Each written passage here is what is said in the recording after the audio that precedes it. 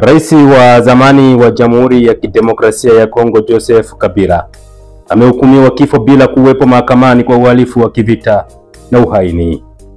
Taarifa inasema kwamba mashtaka hayo yanamshutumu Kabila kuunga mkono kundi la M23, kundi la waasi ambalo limesababisha uharibifu katika eneo la mashariki mwa nchi hiyo.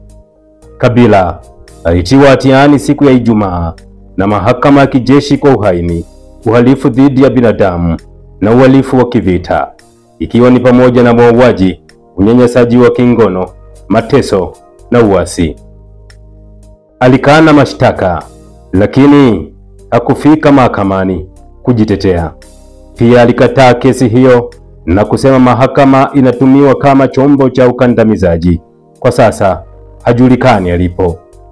Mzee huyo mwenye umri wa miaka 54 aliongoza DRC Congo kwa miaka 18 baada ya kumrithi babake Laurent Kabila ambaye aliuawa kwa kupigwa risasi mwaka 2001. Kabila alikabidhi madaraka kwa Rais Felix Tshisekedi mwaka 2019, lakini baadaye walitofautiana na akaenda uhamishoni mwaka 2023 huko Afrika Kusini.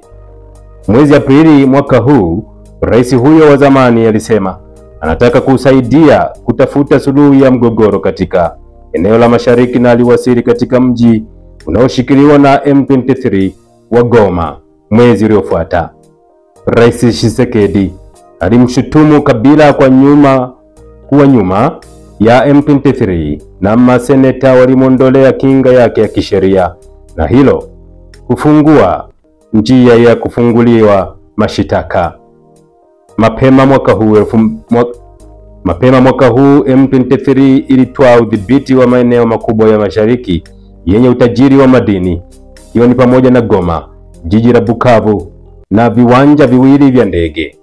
Umoja wa Mataifa na nchi kadhaa za magharibi zimeshutumu nchi jirani ya Rwanda kwa kuunga mkono M23, ingawa Rwanda inakanusha mara kadhaa na kutuma maelfu ya wanajeshi wake nchini DRC.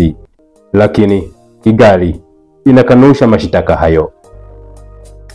Makubaliano ya kusitisha mapigano kati ya waasi na serikali yalifanyika mwezi Julai, lakini umwagaji damu umeendelea.